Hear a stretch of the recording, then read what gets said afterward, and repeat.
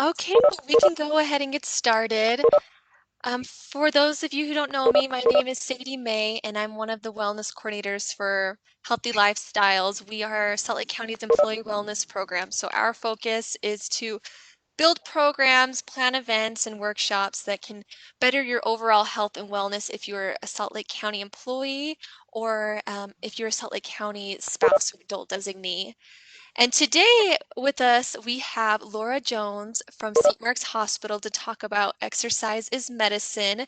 Before I have Laura jump in and introduce herself, I want you guys to sign in so you can get credit for attending today. So in the chat box, I have sent a link to a SurveyMonkey, and it's just to sign in for getting or for attending today to get your 10 points. And I will send it throughout the presentation because people may be joining us a little bit later. But I will turn it over to you, Laura, if you would love to introduce yourself and get started. All right, thank you. Can everyone hear me? Are we good? All I right, can hear you just fine. awesome, thank you. Well, I'm Laura Jones, and like Sadie said, I'm from St. Mark's Hospital. I've actually been a nurse for about 30 years, and the majority of my background is in acute care hospital setting. But I have been teaching and have a master's degree in nursing education at as well. And so I have been teaching for about 11 years. I'm also a faculty member at Weber State University. So kind of a wide variety.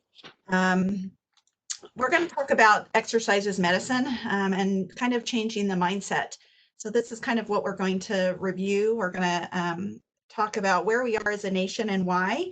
And then I'm going to kind of talk about traditional treatments, current recommendations, and how you can actually apply those recommendations personally.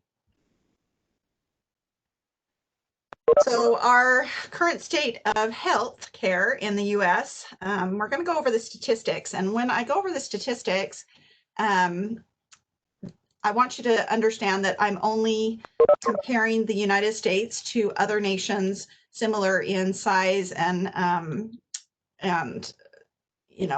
similar in size and population and things like that. So as we go through these graphics, that's you can kind of see the other nations listed. So this first graphic is healthcare spending. And the United States actually spends the most monies overall. So over 16.9% of its budget goes into healthcare spending. And you can see that it's significantly over what the average is for other countries.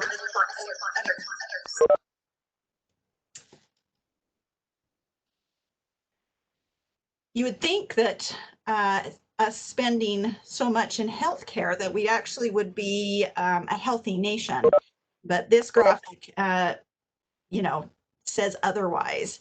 And so you can see that as a nation, we actually have the lowest life expectancy compared to nations of our similar nations. In fact, in the US, we actually have more adults that battle with chronic conditions than other nations. So we are at 28% of adults that battle with chronic conditions compared to 17.5% average with the other similar nations.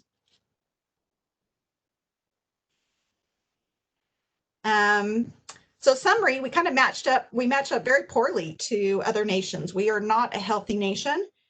We have more chronic disease and spend trillions of dollars, 3 trillion on healthcare a year, treating those illnesses.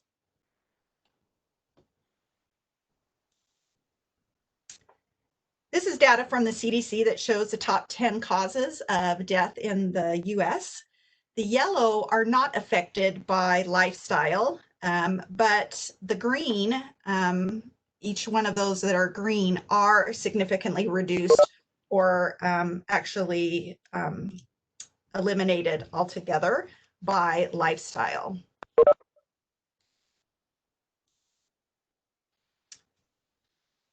So here's some information that I got from the Journal of American Medical Association. Um, in 2016, they had this data, and I've heard many times that, well, I have heart disease or diabetes because it's genetic, it's in my DNA, I got it from my mother or I got it from my father. And genetics definitely has a part in contributing to disease, but it's not everything. So, genetics, you can hope that you have good DNA. The environment, so the environment in regards to, do you live in a city? Do you live in the country? Do you have bike trails that are nearby? Do you have outdoor activities? That's kind of what the environment is all about. Access is in regards to healthcare. So do you have health insurance? Or is it close by? But you can see that 50% of that is really behavior. So it's a lifestyle, is what really contributes to the disease the most. So these are the three problematic behaviors that contribute to chronic disease in the United States. And again, this was from the Journal of American Medical Association. Inactivity, poor diet, and smoking. And we have identified years and years ago that smoking was a problem, and it's been a big, huge public education in regards to smoking. And we really have made a huge dent in smoking over the years. It's taken 40 years to do so, but we have certainly done that. Poor diet, that definitely contributes, but all the statistics show that inactivity is the most detrimental, and really these statistics are very alarming, that over 80% of adults and adolescents don't get the recommended amount of physical activity.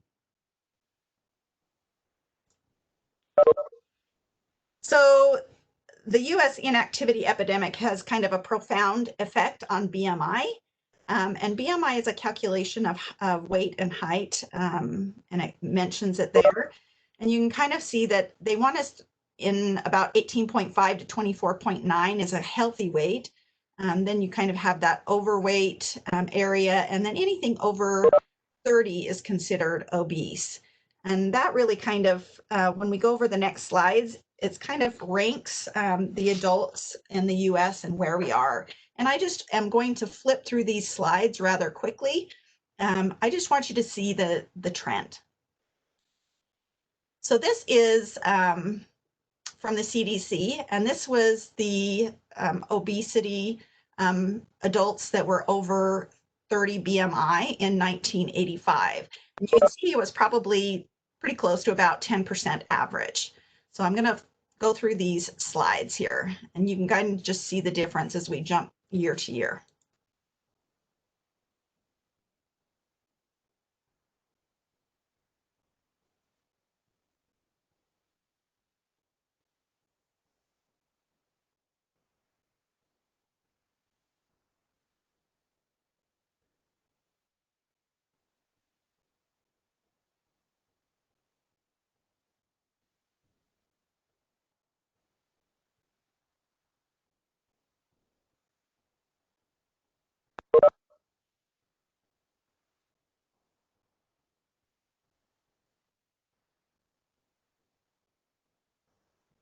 So you can kind of see with that graphic how crazy the increase in obesity has been over since 1985. That's really when they started looking at those statistics.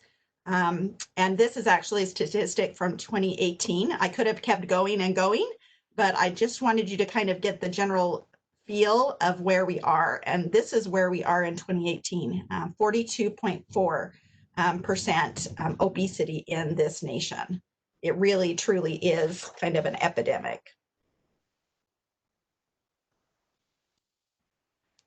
So now that I've shown you where we are as a nation, how did we get here? How did this happen? And really, we have engineered activity out of our lives. We had the Industrial Revolution, machinery, and now we have gone from transportation and transformation into digital. We sit for our jobs. We, on our off hours, we watch TV, we play on our smartphone. So there's a lot of reasons why, but really we have become inactive. Um, 50 years ago, kids played on playgrounds. They didn't play games on computers. Um, in fact, in 1953, a long time ago, the British Lancet did a study and where they looked at their transportation. And so there was like 31,000 transportation employees, and about half of them were drivers and half of them were conductors. And the drivers sat for their duration of their workday, and the conductors walked up and down that public transport. And what they showed is that the drivers actually had a significantly higher rate of early death compared to the conductors. So then and now, I just want to give you a minute to think about changes that have occurred in your lifetime. In fact, just about a week ago, I was taking a walk outside in my local neighborhood, and I had, prepared this presentation some time ago. But I thought it was kind of ironic because I saw some kids going up the street, and one was on a bike, but it was a motorized bike. And one was on a skateboard, but it was a motorized skateboard. And I thought to myself, that is a perfect example of how we have changed. When I was younger, a bike was not motorized and a skateboard certainly was not. So even our activities, we have made them less active, so to speak. So I want you in the chat to think about maybe and write down some examples of things that have changed in your lifetime. And we'll have Sadie kind of talk through those. So if you wouldn't mind writing in your chat, think about that, and I'll give you just a minute. A participant wrote having kids, more TV time. I no longer ride my bike to my friend's house. Work is sitting, video games and TV shows are more addictive.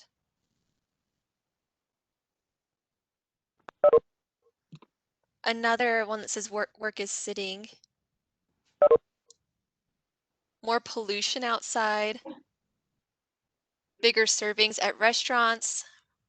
More choices for prepared foods. Mountains are packed with people.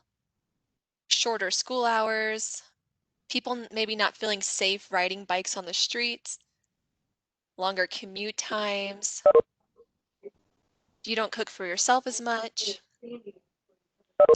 Fast food is cheaper than home cooking. I think people bring up a lot of great points, and I'm interested, Laura, with the maps that you were showing. If we're starting to see people increase in BMI at a certain age, are we seeing a spike, or are we just starting to see a higher BMI from childhood and that's continuing into adulthood? Or are we seeing people when they graduate college and they start a career, is that when the BMI spikes? Do you happen to know the answer to that? So the statistics that I showed was specific to the adult population, but the statistics are very similar to children. They do children basically from toddlers through 18, and then they do adults. So that's kind of where the statistics are. They don't necessarily show like a pattern of when in life that occurs. I think it's a problem across the board. It's not only just adults. It's not something that you kind of get there. Though that definitely contributes to it. Just myself, being a nurse, I used to work with patients and I would walk the entire 12-hour shift. And now doing education, I do a lot of sitting. And so I have to change my behavior in conjunction with what is happening in my life. And a lot of people maybe don't do that and don't have that realization. So thank you for your feedback. I appreciate it. You even brought up some things that I had not thought about, prepackaged meals and not cooking as much and eating out. And definitely there has been a huge change and shift in how we live our life. All right, so now that we've kind of talked about the problem and why we are where we are, I want to kind of talk about what we currently do with chronic disease. So I mentioned that I've been in healthcare for 30 years, and I can tell you that what we do in medicine is that we treat illness and disease. That's a typical thing, is that people already have this illness, they already have this chronic disease, and they're having issues, and then we treat them and make them better, but it doesn't necessarily go away. The other thing that's interesting is that reimbursement on a healthcare setting to healthcare physicians in advanced practice is that clinicians are reimbursed by insurance and by the government based on procedures. They don't get paid for providing education or prevention strategies. And so, in fact, several years ago, obesity became a disease. And what did medicine do? They actually started doing surgical procedures and stapling stomachs to treat that disease. When prevention and exercise is so much better. The other thing that is dynamic in our society is pharmaceutical companies. So there's a huge issue with pharmaceutical companies, and we'll kind of talk about that in just a minute. But definitely, all of the statistics show that it's better to prevent disease than to treat it after people get sick. So that's why I have Smokey the Bear. Only you can prevent forest fires. So prevention, this is some more information from the CDC. Prevention reduces disease effects and death for those that have it, and decreases the number of people that actually get it. But as you can see, it's very much underutilized and very low. And I think it's going to be a big shift. I remember prevention starting to kind of, we started talking about prevention many years ago, but it takes a long time to move the needle. And this is actually a statistics from 2019 that out of the 3 trillion we spend on healthcare expenditures, only 3% of that is prevention. So we haven't moved the needle very much. In regards to prescription medication, we are a nation that wants a quick fix. We go to the doctor, we want to have medication that makes us feel better. So, are you one that wants a quick fix? And so, are you of the mentality that we should prevent a problem or just treat it? And this is definitely supported by the National Center for Health Statistics.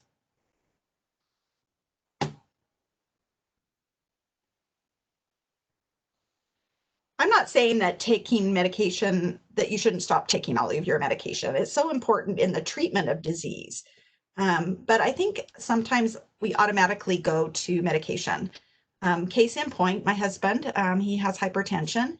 And when that was identified, there was no discussion of incorporating exercise or changing diet or that kind of thing. It was just, here, take this medication. This will help bring it down. And I think that's a big problem in our society. One of the things that's a problem with medications is they have a lot of side effects. And so this is a quick little video that I was just going to let you watch. It's kind of a spoof on prescription medications and the side effects that they have. So I'll play this real quick.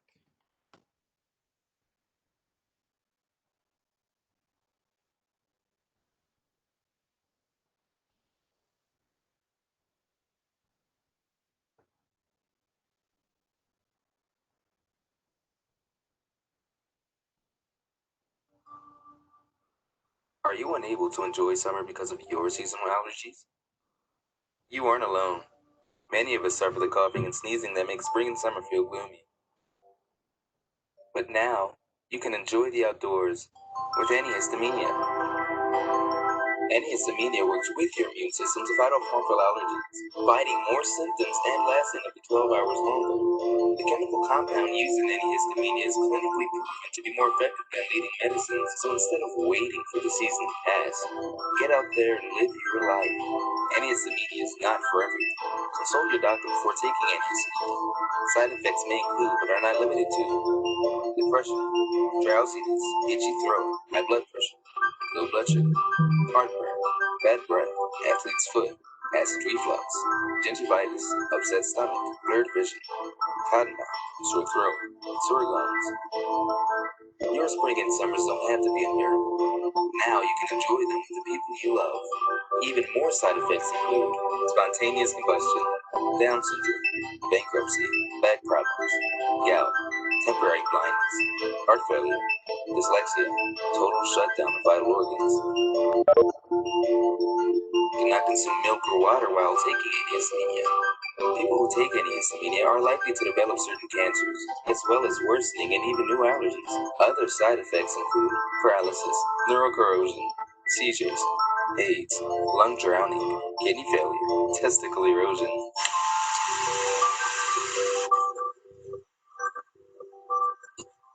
Change in skin pigmentation, dwarfism, moderate to severe Crohn's disease, cardiac arrest, detached retina, loss of teeth, peeling skin, death. Depression, anal leakage, loss of eyelids, sperm deficiency, erectile dysfunction. Stop taking antihistamine if you experience suicidal thoughts. Do not quit or begin smoking while taking antihistamine, nor should you eat grapes at 7 p.m. Do not take antihistamine during the day.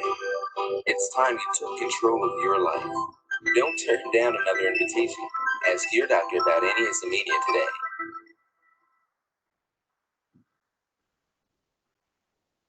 I thought that was kind of ironic and kind of cute. And I don't know if you guys know the history of the drug commercials. That actually was something that's always been permitted. But several years ago, the FDA required that they would list all of the side effects of a medication. And there was kind of a push about 10 years ago to include patients in their healthcare decisions. And so the FDA at that time decided that, maybe not saying you had to list all of the side effects in a commercial would, include patients in the decisions, because then they would know that these drugs exist and could ask their physician about them. So that's kind of the reasoning behind it. So when they lifted that you had to list all of the side effects to any of the side effects that were major side effects, that's when the drug companies kind of jumped on board. And that's why we see all those kinds of commercials that are all over the television now. The other problem with prescription medication is that you can have adverse events to prescription medication. The statistics show that 28% of hospitalizations are due to adverse events from prescription medication, that 32,000 hip fractures occur yearly related to, like patients falling because of they're on a certain kind of medication that maybe inhibits their walking on their own. And narcotics kills more people per year than heroin and cocaine combined. So even though drugs are really important in the treatment of disease, it's not the 100% answer. Oops, sorry. So I would challenge you to change your mindset from a quick fix that has significant consequences, like we just kind of talked about in regards to side effects, to a prevention mindset.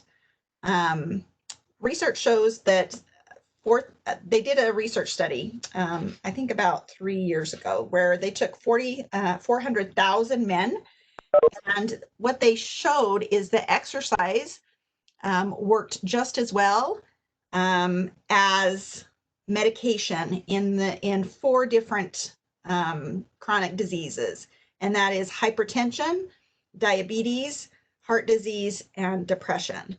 And with exercise, you get no side effects. So here's a quote from Dr. Ruth Peterson. If you could package physical activity into a pill, it would be the most effective drug on the market.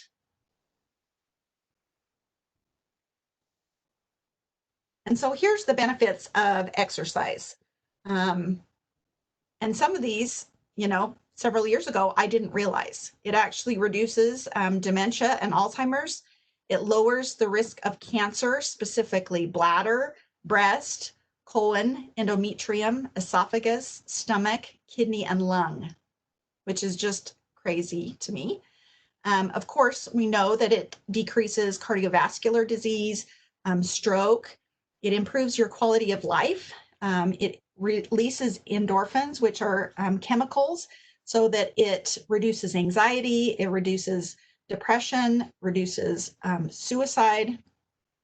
It also, of course, improves on weight balance, improves physical function, and really overall it lowers all-cause mortality. So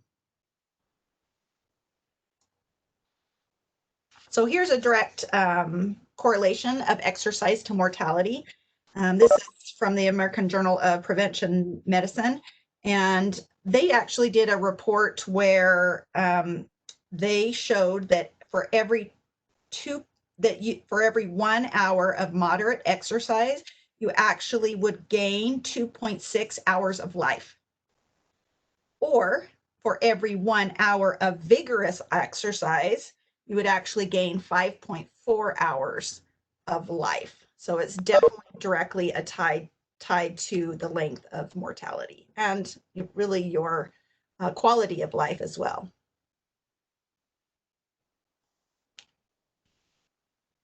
So I hate to beat a dead horse, but here's another quote from the Partnership of Prevention. In order to improve our nation's health and spend our nation's resources most effectively, we must put greater emphasis on efforts to keep people healthy as opposed to only treating them once they become ill.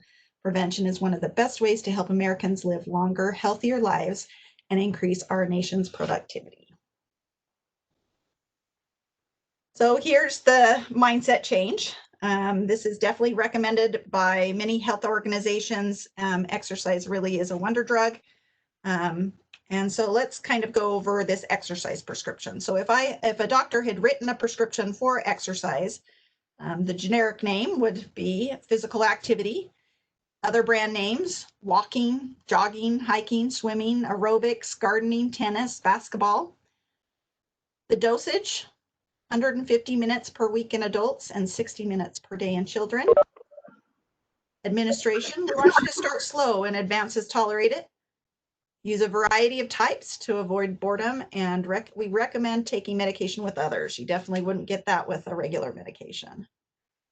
The side effects of physical activity: you lower your blood pressure, you get stronger muscles and bones, weight loss, improved mood, confidence, self-esteem, and concentration, improved bowel and sleep habits, and you look and feel better.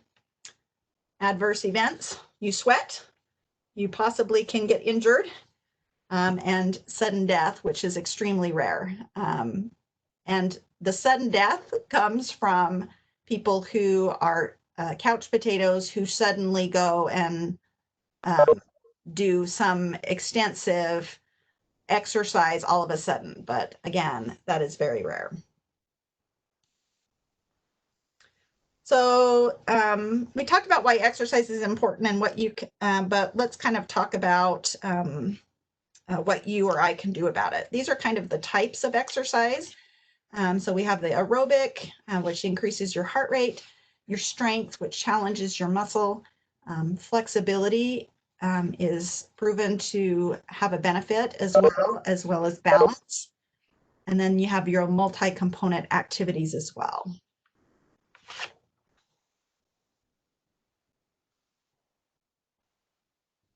So there's a lot of global initiatives by many organizations to improve our or to reduce inactivity. This really has become the new smoking. And we want to move that needle in the right direction and start reducing the obesity epidemic that we have in this nation.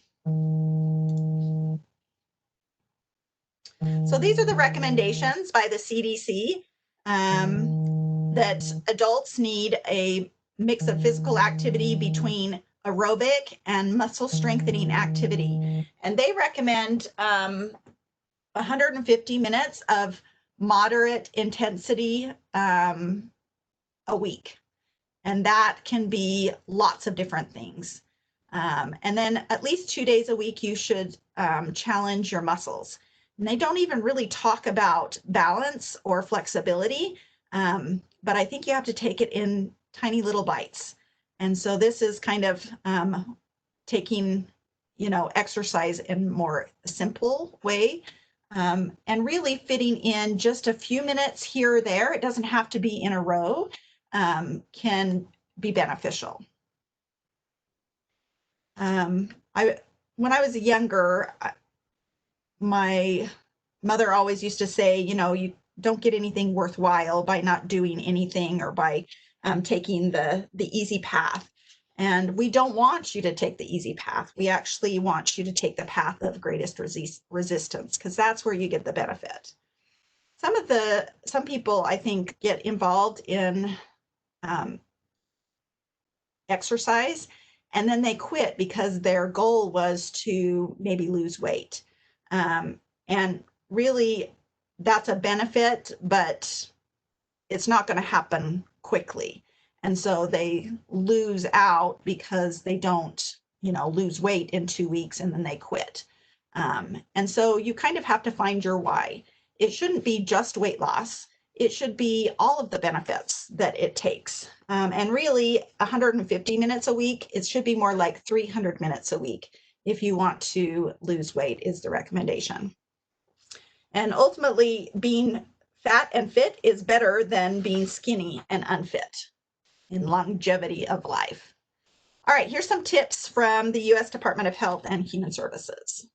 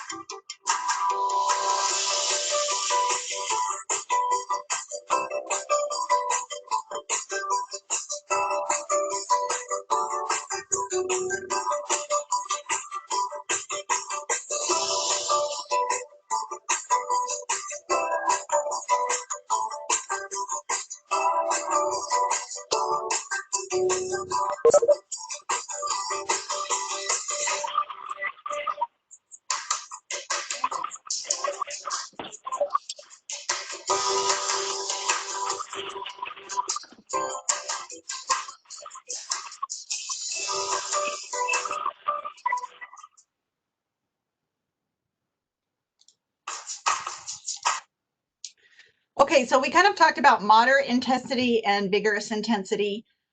What's the difference? And so this kind of graphic kind of shows you the difference. it talks about the maximum heart rate. And to calculate your maximum heart rate, you actually subtract your age from 220, and that's the highest your heart should beat during exercise. And so a high level of effort is 70 to 85% of that. And a medium level of effort is 50 to 75%. And there's also a scale, like a 1 to 10. Is it really hard? It would be a more 7 or 8. Is it more moderate? That's that 5 to 6. And then so it shows you some examples of what's considered moderate intensity and what's considered vigorous. But a rule of thumb is that if you can talk when you're doing moderate intensity, and you can say a few words when you're doing vigorous activity, but then you need to take a breath before you start talking again. So that's kind of the difference between moderate and vigorous. And 150 minutes of moderate activity is recommended, but if you choose to do the vigorous, it's actually only 75 minutes per week that they recommend. So there is a little bit of flexibility on what works for you. So how to get started. If you have health problems, you may need to speak to your physician before you start exercising. In fact, there's a really great resource under Exercises Medicine, so .org, and there is a list of all the chronic diseases and the recommendations that they make for medical conditions and how to start exercise. Of course, we want you to stay injury-free and go very low and slow. So start with a 10-minute walk. Increase your duration and intensity, and then warming up and cooling down before and after exercise is always important as well. The other thing is you can do things through your day that is considered exercise that will raise your pulse rate, will make you breathe harder. So sit less and move around more. You can walk to the mailbox. You can park far away from the grocery store and take a walk rather than try to get the closest parking spot. You can take the stairs. That was one of my goals as I've worked at St. Mark's Hospital, is that I only take the elevators if I have to. Otherwise, I'm hitting the stairs. Okay, so just think of little ways that you can add these activities throughout your day because they add up. Walking is definitely a recommended activity. It's very simple. Anyone can do it. And these kind of strategies are some things that can help you walk more. So I mentioned about the store. So starting a neighborhood walking group, walk your dog every day, find a place in your community to walk. You can take a walking lunchtime or a walking meeting and move if maybe you have a desk job.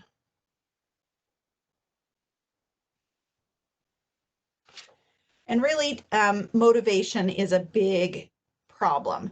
And so you need to find your why. You will never get active if you don't find your why. Now, the statistics I talked about, is that your why? Or do you have a chronic disease that you want to improve? Do you just want to feel better? Do you want to lose weight? So there's actually 3 types of motivation that people will have. So we have our self-motivators, we have social motivators, and we have spontaneous motivators. So which one are you? Are you someone who can set goals and follow through with them? Then you are self-motivated. So you would have to challenge yourself and have a variety of activities to avoid burnout. Are you motivated by social activities? So get a friend to help you. That will keep you motivated. Or, do it as part of going out. Go for a hike instead of going to a movie. Or are you a spontaneous motivator. If you're spontaneous and enjoy doing things spontaneously, then choose things that are recreational games or sports. Do what you're in the mood for, or do something that's going to offer some self-expression.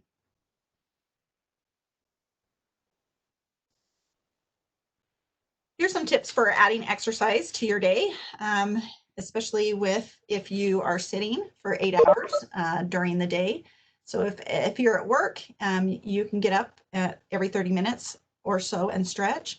One of the things that I choose to do is, instead of calling my coworkers, I try to get up and go for a walk and chat with them rather than doing it over the phone or via email, and try walking meetings. At home, one of the little tips is doing something during a commercial. If you are watching a television show or something like that, you can put it on pause, or you can do it during a commercial where you can go do something active. Using stairs whenever you can, reduce your time in front of digital media, fill it with fun activities or home projects. And then there's your wall commuting. Standing actually is something that they have found that increases your burn of calories. So if you're sitting at a desk for 8 hours a day, you're actually burning about 700 calories for those 8 hours. But if you stand, it jumps up to about 1,200 calories. So it would be hard to stand for 8 hours straight, but could you maybe have a standing desk for part of that? Another thing is overcoming limitations. And so here's just some tips on problems that you may have. Do you use what you have in generally, and do things with friends, or use a activity tracker.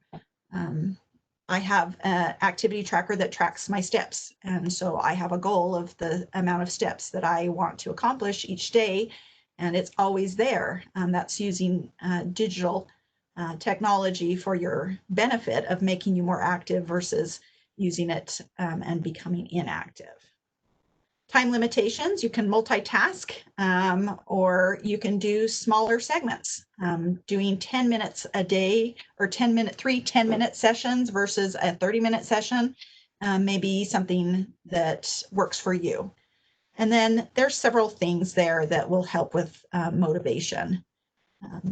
Doing a variety of activities, signing up for a fitness event. Say you've always been interested in running a 5K. Sign up for it. It motivates you to stay active. Rewarding is a big thing. That what they found is that incentivizing actually works 100% of the time. So reward yourself for following through and becoming more active, whatever that looks like to you. Do you need to say, I'm going to walk 30 minutes every 5 times a week for the next 3 weeks, and if I can follow through on that activity, I'm going to go buy myself a new outfit, or what have you, okay? So several tips there. So say you are already active. How can you take it to the next level? My recommendation is to add that flexibility and balance. So say that you already are doing your strengthening activities and you're already doing your cardiovascular. Add some flexibility and balance things, or set higher goals. Sign up for that 10K or that half marathon or that triathlon, or add interval training. You can always challenge yourself and become better and better.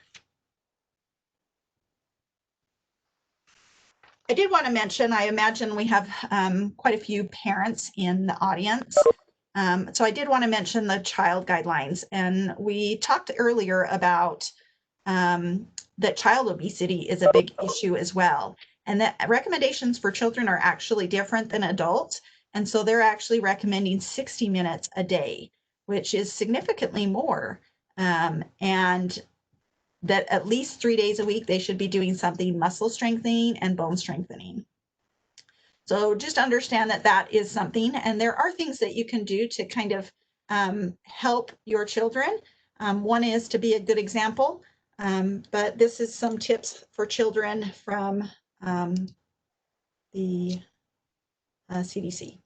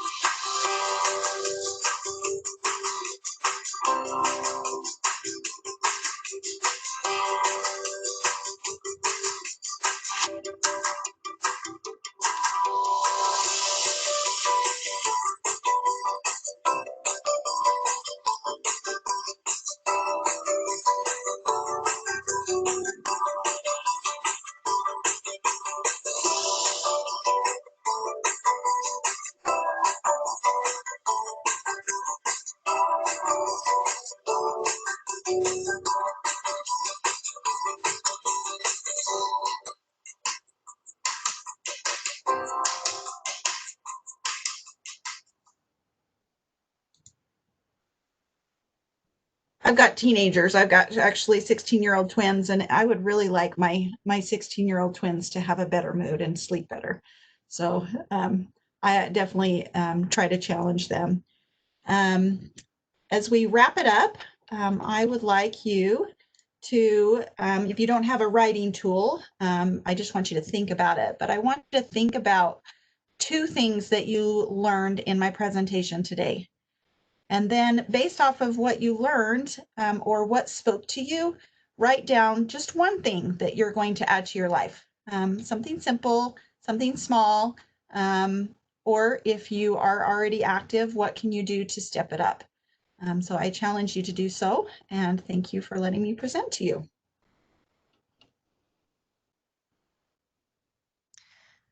And thank you, Laura. We had a question about your PowerPoint being available to everybody. Is that something that we can offer?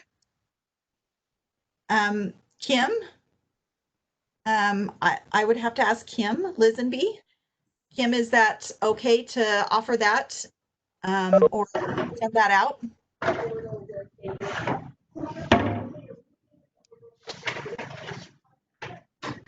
You know what, let me double check with Kim. I think that's a possibility. I think that would be fine.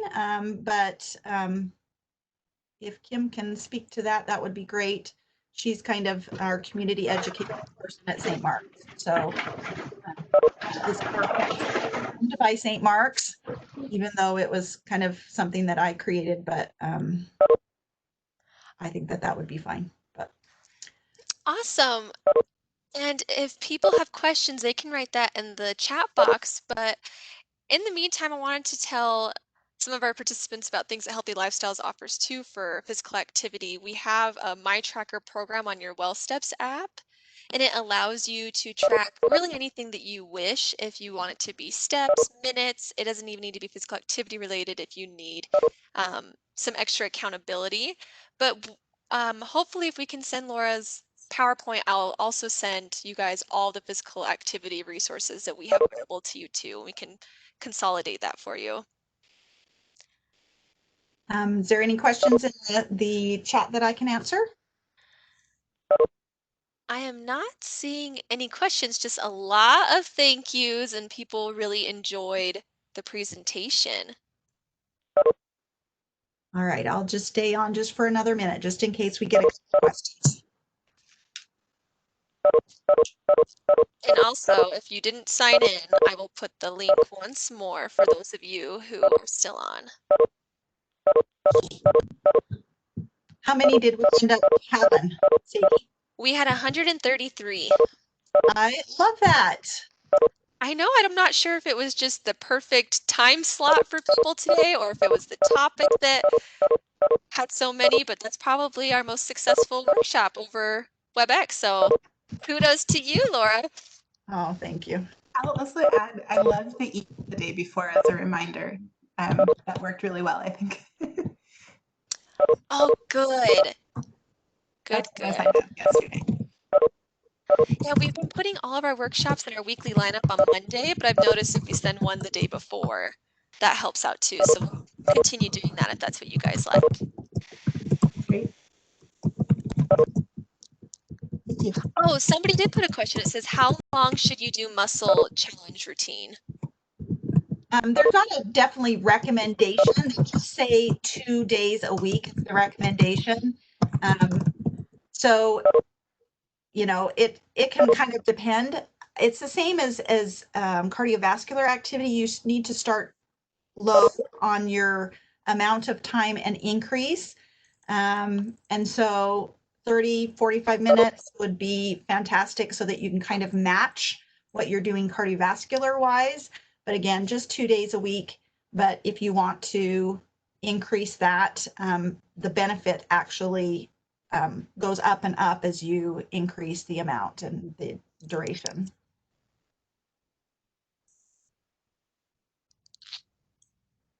Wonderful. Any other questions? We had a comment, somebody put, our society makes it seem that if you don't do some kind of structured workout, then it isn't even worth the bother. I like to think that I can give myself permission to do 10 minutes, like your presentation says. Oftentimes I end up doing more. Absolutely. I absolutely agree with that. And I think that's kind of what the push with the Department of Health and Human Services is now, which is kind of a division of the CDC, is that there's lots of things that you can do. You just really need to move. And so, you know, even doing laundry or housework or gardening or walking, taking that extra walk, all of those minutes add up.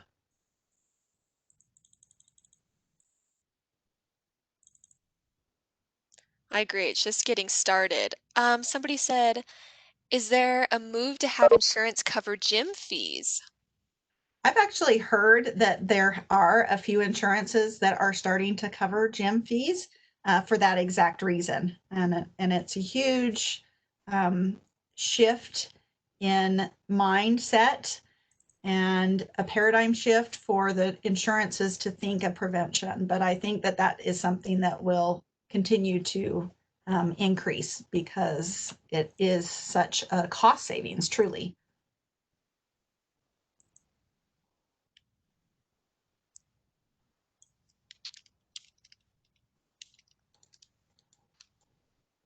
I think I've seen that as well. So check your insurance plans because it may be something that's already offered by your vendor.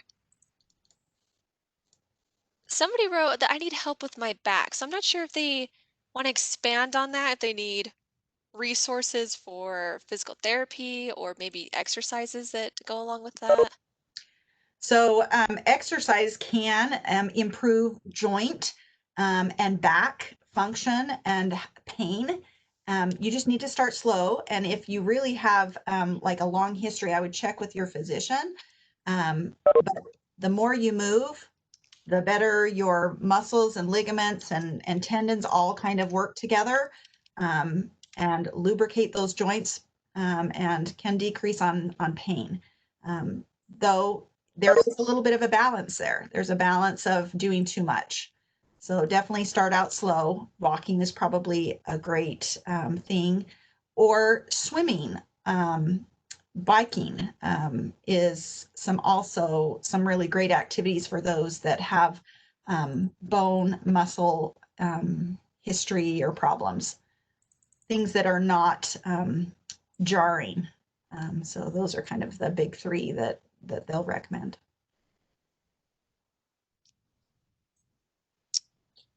It looks like we don't have any further questions. Thank you so much, Laura. That was an excellent presentation. All right. Thanks for having me. I'll sign out. All right, see you later. Hey, bye-bye.